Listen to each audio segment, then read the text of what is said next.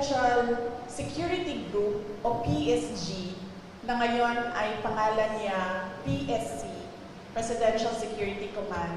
Ang batas na gumawa noon, may mandato siya. Ang mandate niya is the protection of the President and his family, protection of the Vice President and his family. At meron pang iba. So, ang PSC kasi is a command under the Armed Forces of the Philippines. Walang mga pulis doon. AFP yan sila lahat.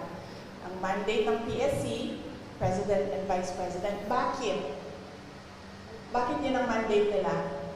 Kasi our Constitution provides for the line of succession.